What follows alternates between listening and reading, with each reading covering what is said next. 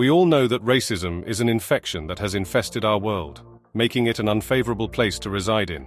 Incidents like in today's video will serve as a reminder of how corrupted the world is even in the 21st century. Some of these racists have resorted to extreme measures like even going on killing sprees. A racial separatist, Russell Orlando Courtier, he has been accused of racial bigotry in crashing into and killing an African-American teenager, Larnell Bruce Jr. He was charged with murder, hit-and-run driving, and failed to perform his task as a driver. Russell was not any ordinary man. He was a part of the gang European Kindred, a white supremacist one with all racial men. He encountered Larnell at a 7-Eleven convenience store, where Russell and Larnell got into a dispute in the parking lot. They got into a fistfight, and the reason why they got into a quarrel in the first place remains unknown. Although they had their own weapons on spot, they did not use them and went separate ways. Initially, Russell and his ex-girlfriend Colleen Hunt were in a Jeep. Colleen Hunt encouraged Russell to hunt and chase Bruce. Later that night, the police were informed of a hit-and-run case and spotted Bruce laying down hurt in the crime scene.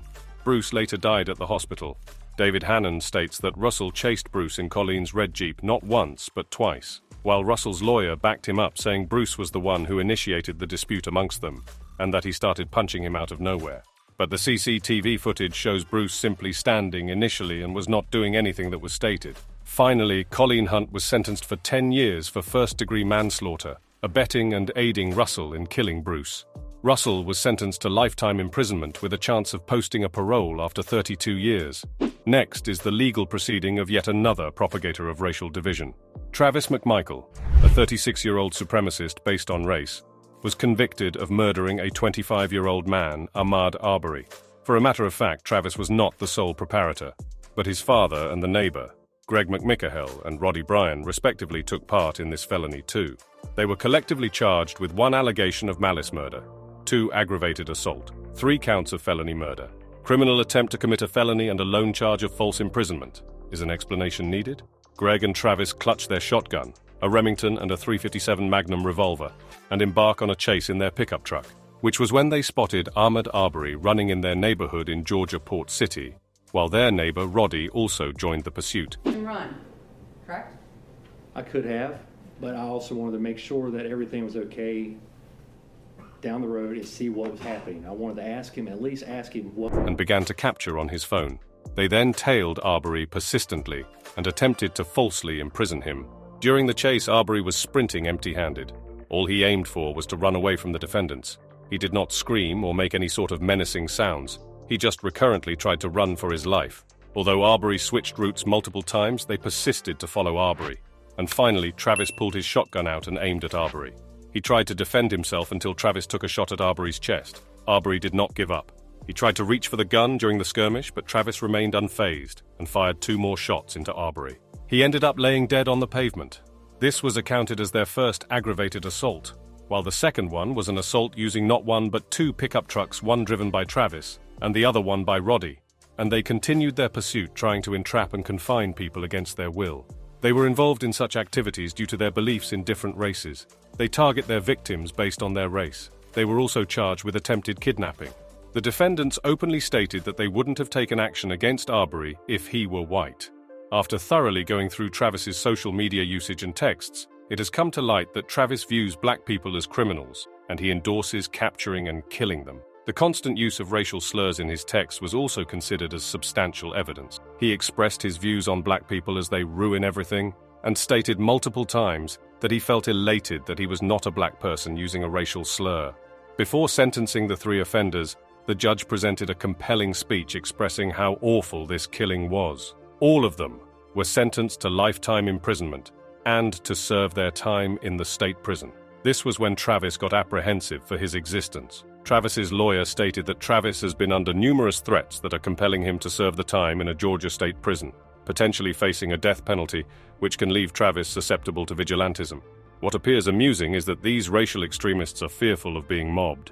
Gregory's attorney made an appeal stating that Gregory McMichael should be retained in the federal custody in consideration of his health status. However, the judge agreed and denied the request and commenced his sentencing. Surprisingly, the defendants looked despondent and expressed signs of sorrow. Who knew these cold-blooded murderers had a hint of guilt in them? Nonetheless, I am positive that it is only because of their sentencing and not because they actually regret their actions. The long list of sentencing continued. The sentencing in a nutshell: Travis was sentenced for life imprisonment without the possibility of parole and sentenced an additional 30 years. Gregory was sentenced to a lifetime imprisonment, devoid of the opportunity of posting for a parole. And finally, William Bryan was sentenced to lifetime imprisonment with the prospect of posting for a parole after 30 years with an additional 35 years. The judge pronounced a definitive judgment that would never let them set foot outside the cell ever again.